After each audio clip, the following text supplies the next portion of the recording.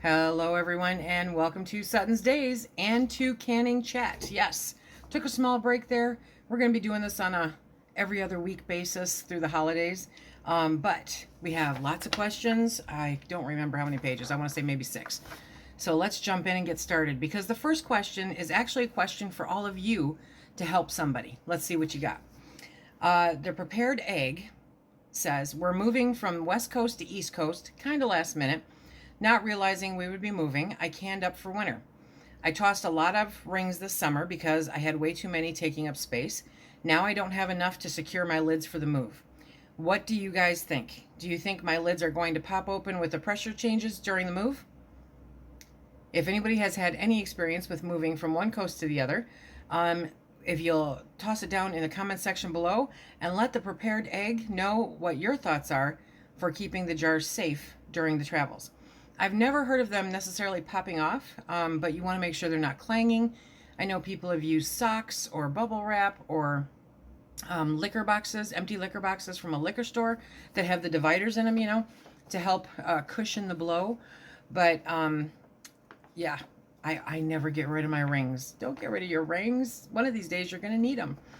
So if you have an answer and can help, if you have any suggestions and can help the prepared egg, please drop them in the comment section below.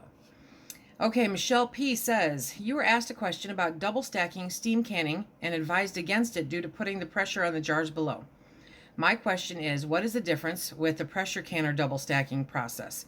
Would this also put pressure on the bottom layer of jars? So the difference is that with pressure canning, you have a rack. You have the rack that the first level sits on. You have a rack that the second level sits on, okay? Now, I am not certain that there's a rack that will fit a steam canner and will fit a double stack of a steam canner. That's the key right there. So I advise just to do the one layer. They weren't meant for double stacking. That's not, to the best of my knowledge that I have been able to find out, that is not what the manufacturer intended for them to be used in that manner. So I would say stick with the single stack. Okay. Joanne's mama says, have you ever had a jar breathe as you opened the canner?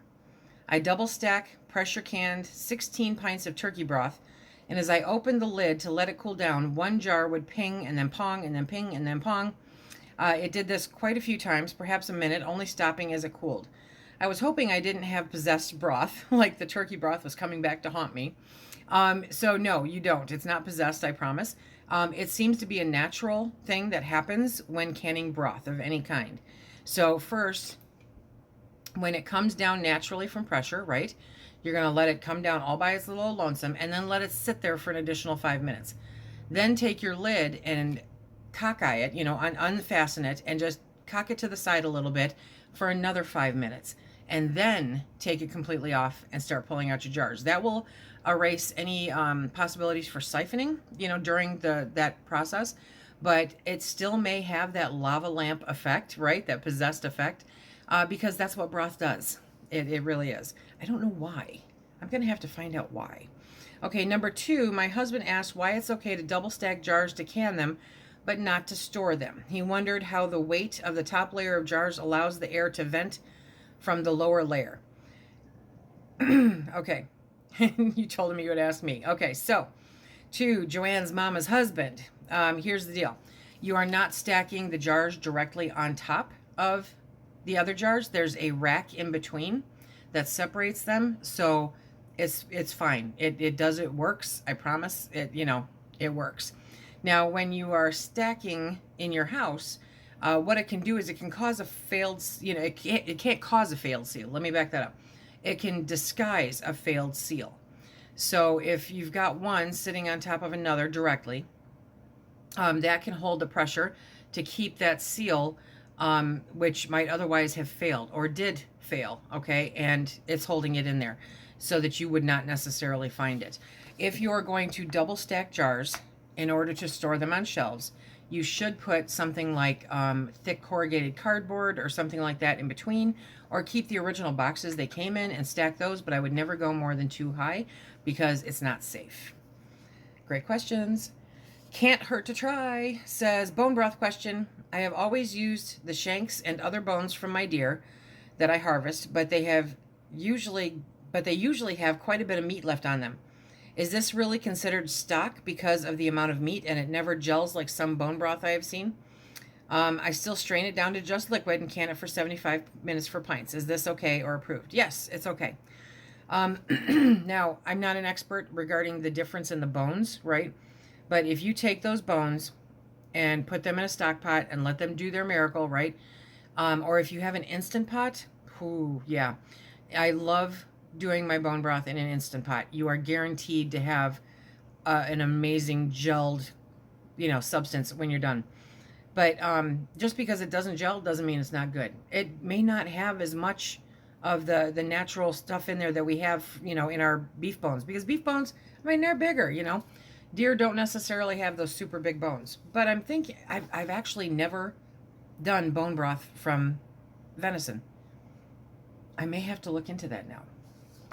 But you're good. It's all good. And yeah, strain the meat out of it. You're fine, because people put vegetables and other things when they're making broth and they strain that all out of it, so that all you've got is that beautiful liquid that's left that has that gelatinous tendency towards it. And even if it's not as gelatinous as, say, chicken or turkey or, beef, it's still there. You're still getting all the really good nutrients from those bones. So congratulations. Great use for those bones. Use every piece of that animal.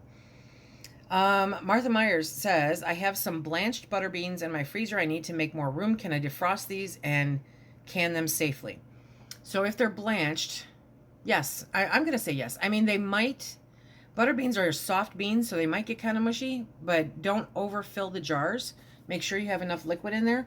And they should do just fine. They really should. Seabass says, oh dear, I've done something that I now have found out is not approved. I canned cured ham.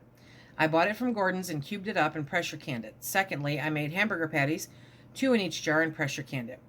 The jar's all sealed and everything looks good from the outside, but I'm scared to eat them. What do you think? Okay, so yes, it's not approved because they haven't tested it. They have not tested cured meats, okay?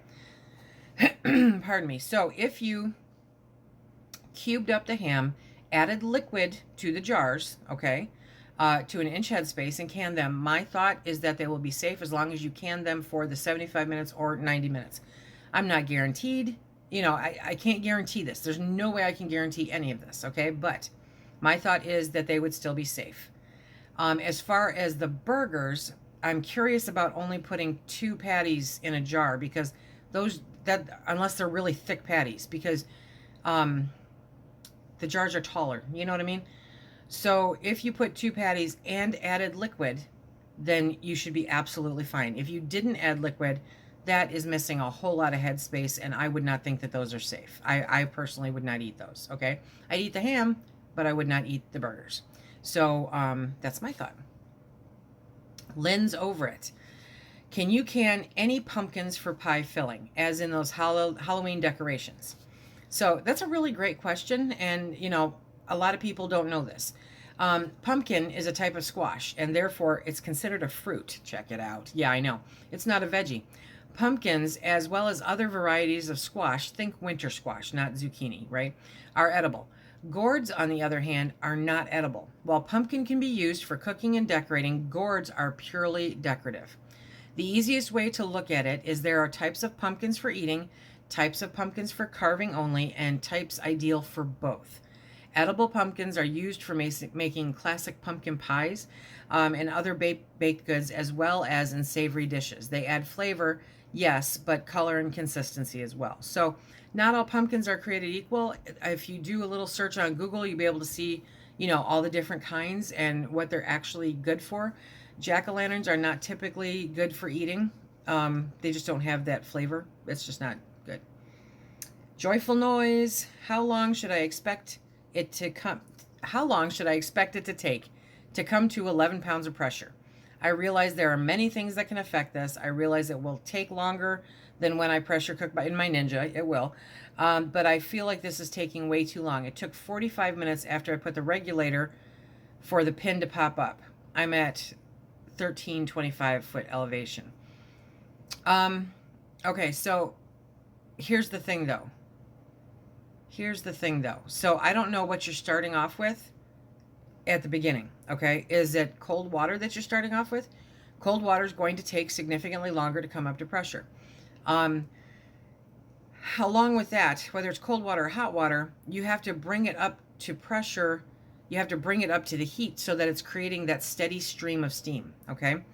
And then during that steady stream of steam, you start your timer for 10 minutes and let it keep doing its due. Then, after that 10 minutes is over, you put the regulator on. Now, if the regulator has not popped up during the steady stream of steam, it will pop up shortly afterwards once you put the regulator on. If it has not, that means it might be caught or it might be stuck, something like that. I can't tell from your comments or your question whether or not you allowed it to vent. And so that would play a really big role in it, because if it's cold water and you're waiting to create that steady stream of steam, it's going to take quite a bit longer. You know what I mean?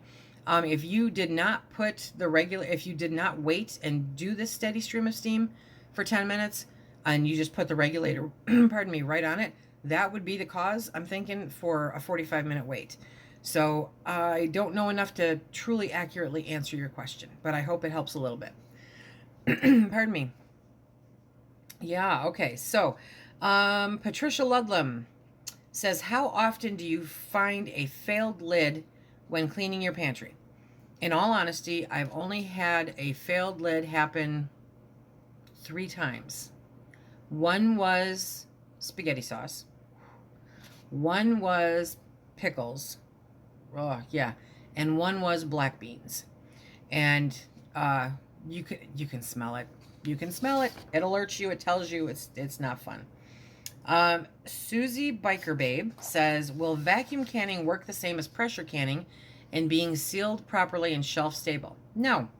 Not at all. Not at all. Vacuum sealing is one thing. Pressure canning is another. Water bath canning is another. Vacuum sealing is meant for dry goods, okay? Like pretzels or some cereals or oats or pasta, that kind of thing. It's for dry goods. What it does is it keeps the air and the pests out. That's what that does. It is not meant for chicken or anything like that. Absolutely not. In order to have shelf-stable food, you have to have a pressure canner and a water bath canner. Or a pressure canner that you use as a water bath canner. So vacuum, there's no such thing as vacuum canning, but there is vacuum sealing, and no, it's not the same. Country Boys Homestead, new to canning somewhat, used to watch my grandmother and my great-grandmother. Question is, I do see people putting dry pasta in some soups and such.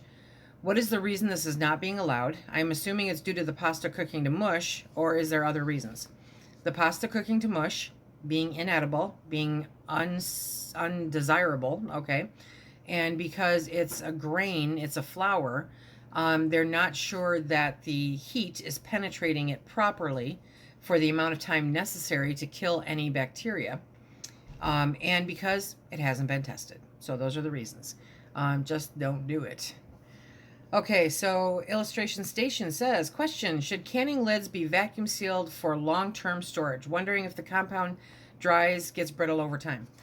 I'm sorry. So I have a stash of old lids, right, that are from easily 80s, some 70s. And the compound, while considerably thicker and of a different material than made today, almost none of those have gone brittle. None of them. And they're just sitting in their original box somewhere in my pantry. Seriously. If you want to be super secure in the fact that they won't go brittle, then it won't hurt. It definitely won't hurt to vacuum seal them. But is it worth it? I don't know. I mean, how many do you have that you're concerned about time? Because literally, I think they're good for years. Years. Even the new ones, they're good for years. Diamond Gardener, I'm going to try pressure canning potatoes for the first time this fall.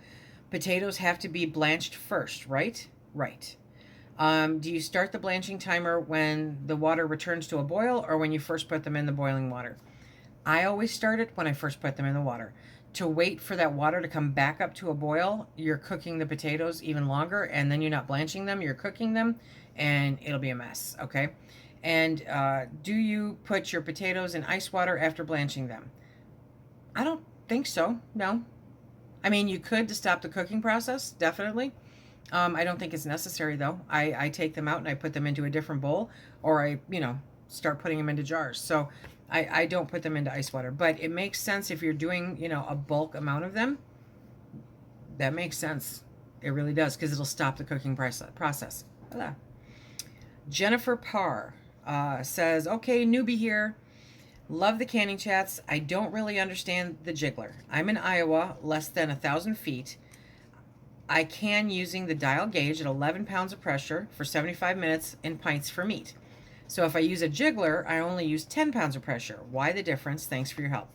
I legitimately cannot tell you why, but these are the guidelines from the National Center for Home Food Preservation for using the weighted regulator, the jiggler. And I have not asked their reasoning, and I didn't, for some reason, think to email them. But it's what they've come up with. I trust them. I trust that source, and so I say it's good. It's good, and I've never had a problem with it. And I've been following, their recommendations ever since I got a jiggler. I love my jiggler. Perfectly Imperfect Crafts. Pressure can chicken stock. When it came out of the pressure canner, the lids were pinging repeatedly. I've never seen that before. They sealed. Yes, perfectly normal, like kind of we discussed in the first one. I didn't realize I duplicated questions here, but same deal. It happens with stock. It's this weird phenomena. Just kind of sit there, look at it. If you're my age, think back to the 70s and how cool it was. Okay. Kathy says, can you pressure can boneless pork chops and sauerkraut together in the same jar? If you want pork that tastes like sauerkraut significantly, okay? I don't do sauerkraut because it just doesn't come out to my liking. But I had a coworker whose mother was an avid canner, and she canned corned beef and cabbage. And even he said that it wasn't good. It just wasn't good, because the cabbage over time becomes significantly more pungent in that jar. And so it totally permeates the meat. And so basically you're getting sauerkraut meat, no good, absolutely no good at all. So if you're going to do sauerkraut, which isn't that fermented? I want to say that's fermented. I would not put them together. No, not worth it. Martha Adams, it seems that canning milk is a no-no. I made potato soup with chicken, mushrooms, and carrots. Since it's a cream soup, I left out the milk and will add it when opening the soup, and then see how it is. It is delicious without the cream. Also, I use coconut cream. What would you do with the cream? I leave it out. Absolutely. Don't put it in. Add it if you want to. I like you mentioned, I have found that you don't need to add it. That it becomes this beautiful creamy soup that is so good. I end up not adding it. It's unnecessary. But if you really like it, you can add it when you're heating it up. Perfectly good. Tiger79 says, I canned some ugly chicken and it was still partially frozen. When it came out of the canner, some of the jars were only a little over half full. Are they still good? Yes. I mean, you started off with the proper headspace, but then it lost it because the chicken cooks while you're canning it, right? So here's the deal. Don't use frozen meat because it will take up more space than it's supposed to. And that could be an issue over time. Okay. So I would use the ones that are, over half, just a little over half full. Use those first. Bump them to the front of the line and use those first. But they should still be good. Just as a practice, defrost your chicken. Henry Cooks. Hello, Henry says, my neighbor has twice made pepper jelly. Rock hard the first time using pectin, so she thought she would try it again using no pectin. Still rock hard, and I notice an off color. The peppers, red jalapenos from a farm across the street, are the last of the crop and have experienced a dry then wet summer and now light freeze. Any idea what would cause this? I'm baffled, as I thought peppers did not contain pectin, or could they have reacted with the vinegar? Okay, so peppers are that odd thing with the capsaicin. They kind of, they help the pectin. You know what I mean? It's like a little extra boost to pectin. So here are my thoughts. Overcooking can cause a problem. Adding too much pectin can cause a problem. Adding too little sugar can cause a problem. Or too much underripe peppers will cause a problem. Any of those can contribute to what you found yourself dealing with. It is odd. It is odd, but most likely that's what it is. Okay, Beth B. The past 2 days I've been pressure canning with jars I purchased off of Craigslist. I have no idea where the lady stored them or cared for them. While canning pork, 1 jar broke. While canning pumpkin, 2 jars broke. In all cases, the bottoms broke off completely. I did have a rack under them. Cool, very good. I know you buy a lot of used jars. Is there some way I should be inspecting these jars besides checking the rims for nicks? Yeah, I mean, absolutely. Definitely check the rims for any, nicks or chips. But you can also look at the jars, right? And sometimes you can see if there's a hairline fracture in them. Sometimes you can see whether, they're pretty beat up and scratched. And sometimes, literally, they just give up their life. They have been used as much as they can stand, and they just give up your life. So inspect them as much as you can. And sometimes it happens, unfortunately. Annette A. asks, instead of water bathing WEC jars, can you steam can them? Very cool question, especially since my buddy John from the Trucker's Kitchen sent me a couple cases of WEC jars for me to try, and I still haven't done it. I can find nothing at this point, okay? I can find nothing that says you can or you can't. WEC jars are perfectly safe for using for water bath or pressure canning.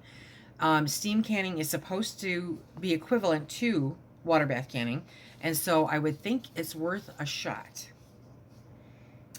Jubilee, is there any reason not to brine a turkey before I can it, as in for safety reasons?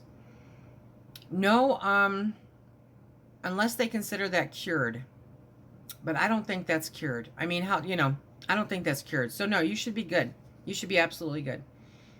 Lisa McCauley, I'm getting ready to can bacon, frying some up. Can I save some of the grease from the bacon? I have no idea. So he didn't really, number one, bacon's not an approved, canning thing. Okay. But in addition to that, I don't know if you're cooking it before you put it in the jars, or if you're counting on the grease that's in there afterwards, or, whatever the case may be. As a general rule, if you're cooking it on the stove, you can save the grease, right? I wouldn't can the grease, no. But if you're going to can the bacon, I don't know, do your research. Seriously, do your research. There's like three or four different ways out on the internet to do it. I have never showed you guys the way to, because I don't. I have canned bacon in the past. I'm all for my experiments. I end up with bacon bits. And I'm not going to go to the trouble or the effort to cook it and then put it in between wax paper and then roll it up and put it in a jar. No. So if the grid ever goes down and, we lose power indefinitely, I'm going to put my bacon in a jar. Until then, it's going to sit in my freezer with my butter. Mama Bear 43. What is your thought? I canned some chicken breast with a Jiggler type gauge, using pint jars at 10 pounds of pressure, which is correct for my altitude. After 70 minutes, the Jiggler stopped. I let the canner complete its 75 minutes. Now I'm worried that the jars were under-processed. Should I throw them away? Only 6 pints, so no big waste. I wish I had brought the pressure up again. Yeah, I wish you had too. So the amount of time and the pressure and everything else is computed to make certain that your food is properly processed, okay? So the safe answer is no, I wouldn't, because they stopped being at the necessary pressure before the time was up. And it's not just the pressure, it's not just that. So the Jiggler should have been doing its hula dance, for that full 75, and then you turn off the heat. All of that time from that point until it completely depressurizes are still factored in to the time needed to, have it properly canned. So I'm saying no. I'm saying it's not safe, because 5 minutes is 5 minutes. It's part of the calculation. I'm sorry. Denise Prater says, where can I find my altitude and how many pounds of pressure for how long to cook for pressure canning? This is my first year, and she loves it. I've been canning for years, but always afraid to pressure cook anything. Okay, pressure canning is so much easier than water bath canning. You are going to rock this. You got it. Okay, so I'm going to put a link down below for Denise and anybody else that will take you to the National Center for Home Food Preservation. On the bottom of that page, is how to find your altitude, okay? And above that link are all the other links to take you to all the other information for pressure canning and water bath canning, for canning, period. It's a really great link. Make sure to save it in your bookmarks. Arnesia, the I is silent, says, Lisa, on your Amazon storefront, has a link for the book for the National Center for Home Food Preservation been updated? I saw revised 2015, so I wasn't sure. Thank you. Unfortunately, it keeps coming and going. I mean, there was 2020 and then it jumped back to 2015. And then it was 2020 and it jumped back to 2015. I have no idea anymore, you guys. I really don't. What I can tell you is get the book regardless, okay? You are going to be making changes to that book in the next 365. I guarantee it, because they're going to be going back over stuff just like they did with the ugly chicken. They're going to be going back over stuff and fixing it on the website. I'm hoping that they take the suggestions that many people have given them and send out, give people an opportunity to sign up for a newsletter so that they can be notified when something changes. I'm going to do my best to make sure that you're notified when I notice a change, kind of like I did with the ugly chicken. But that's your best bet. So if you get the book, when you get the book, I hope you get the book, okay? When you decide to can something, find that in the book, but compare it against what they've got on the website. Because until they get everything caught up, I mean, they hired new people. I'm thinking they're going to start doing some stuff. I'm crossing my fingers, okay? Let's see. So Shirley Taylor says, I found a nice ham bone in the freezer. Is it rebel canning to make a broth and can it? I think you're fine because it's the broth. It's not the meat. So yeah, go ahead. Make your broth. Do your thing. So good. It's so good. Pamela Rogers says, I'm suddenly having lots of siphoning. Should I lower headspace? I follow instructions to a T. So a lot of different things cause siphoning, okay? Do not lower your headspace. Your headspace, if it's right exactly where it's recommended to be, then you're at the right spot. What it could be is that you are pulling the jars out too soon. So like I mentioned earlier, what you want to do is let that completely depressurize on its own and let it sit there for 5 minutes. And then when that 5 minutes is up, you want to cock that lid just a little bit, leave it on top, but cock it a little bit and leave it on top for another 5 minutes. And then take the lid off and pull the jars out. And that should help with any siphoning issues. A lot of times when you're pulling it from the hot canner out onto the counter, it'll cause siphoning. That would be probably the most, it'd be the easiest thing for me to say, is happening with you. So, and if your temperature is fluctuating, that'll cause siphoning. Those would be the two things I think might be your problem. Country Girl says, I have been canning ground beef with broth, sometimes water. I follow all the steps: cook ground beef, strain the fat, add water, broth, debubble, rims, so why is it that 90% of my jars look like I have no liquid? Mine do too. Number one, you're not really adding a lot of liquid to it, okay? You're adding some, but it's not a lot because you've already packed that jar full of ground beef, right? And then you pour the liquid over it and you debubble it again just for giggles, right? And then you've got it all set and ready to go into the canner. You'd be amazed at how little water you've actually put into those jars. So while it's processing, the meat is going to absorb some of that liquid. Now, I have taken a jar of ground beef that I canned with broth in it, right? Taken it over to the pot, turned it upside down, and I swear to you, I don't have a tablespoon, 2 tops, of liquid come out of that with the ground beef. But it acts as a conductor to make sure that the temperature gets to where it needs to be inside to kill off any of the bad stuff. So keep adding it. You're doing great. It's absolutely fine, perfectly normal. You got this. The last question for the day is from 6996 Cat Mom. It's a really good question. I cooked beans last week. Couldn't wait to eat them. I was so disappointed. They never softened. I pre-soaked them also, 15 bean soup. I let them cook from morning until midnight, half in the crock pot, half on the stove. Is there any way to tell if they are bad before I cook them all day? Any suggestions? Would you believe I went out looking? I searched high and low.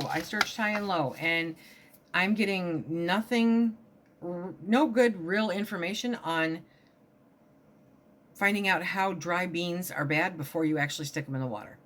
Unfortunately, I wish I had an answer for you. Maybe somebody in the group has an answer for you. Be sure to throw it in the comment section below. This is this week's Canning Chat. I hope that you guys enjoyed it. We'll see you in 2 weeks. Until next time, be safe.